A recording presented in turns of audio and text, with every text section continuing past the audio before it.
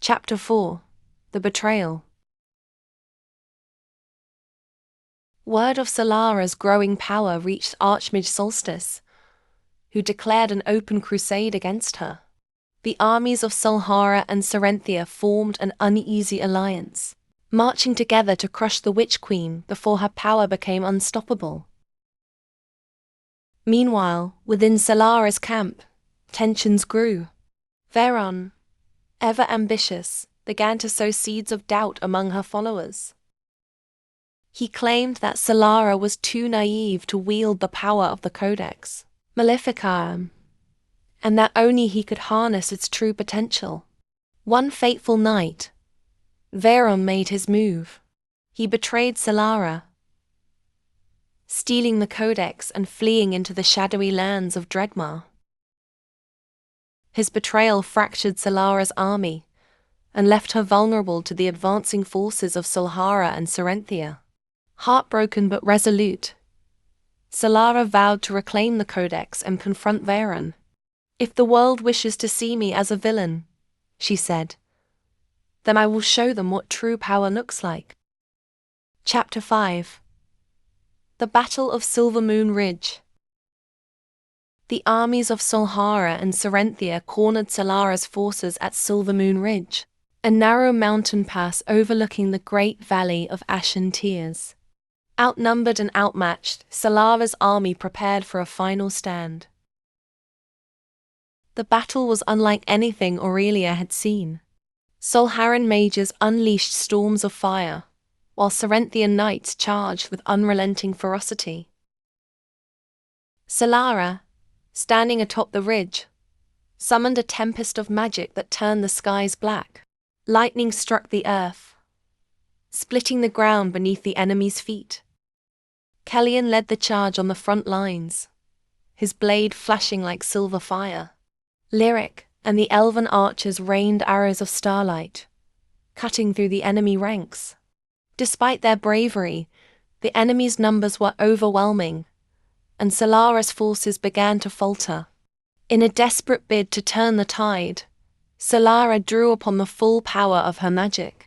Her spell unleashed a wave of energy so vast that it obliterated the Solharan mages and shattered Serenthian lines. But the cost was devastating. Her own allies were caught in the blast, and Solara collapsed from the strain. Kellyan carried her to safety as the remnants of her army retreated into the mountains. Though they had survived, the battle left them broken and scattered.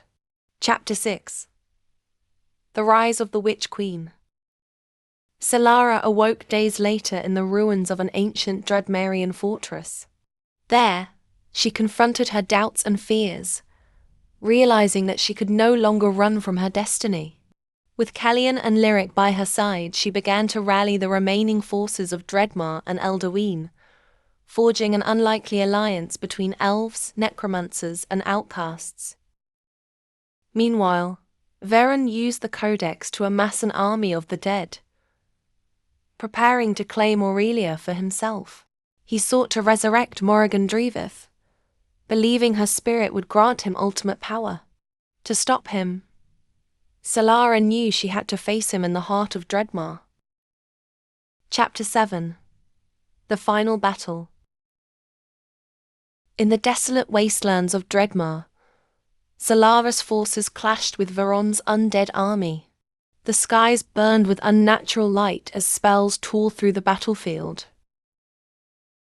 Kellyan fought valiantly, cutting down waves of undead, while Lyric's magic shielded their forces from Veron's dark sorcery. Solara confronted Veron atop the obsidian spire, where Morrigan's spirit lingered, bound by the Codex. The two unleashed their full power, their magic shaking the earth and splitting the sky. Veron summoned shadows to engulf Solara, but she countered with a spell of light so brilliant it banished the darkness. As the battle reached its climax, Solara made the ultimate sacrifice. She used the Codex to bind both Veron and Morrigan's spirit, sealing their power within herself. The spell drained her life force, but it destroyed the undead army and ended the threat to Aurelia. Callian found her as the battle ended, cradling her as the light faded from her eyes. "You were never a villain," he whispered. "You were our salvation."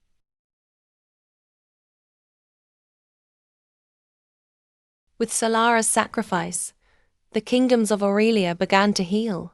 Callian, now a leader of the united armies, worked to rebuild the fractured alliances. Lyric returned to Elderween, carrying Solara's story to inspire future generations. Solara Ravenshadow's name became legend, a symbol of hope, courage, and sacrifice. Though she was gone, her magic lived on in the hearts of those who believed in a better world. And in the quiet corners of Aurelia, where the winds whispered through the trees, some claimed to hear her voice, a reminder that even in the darkest times, the light of the Witch Queen would never fade.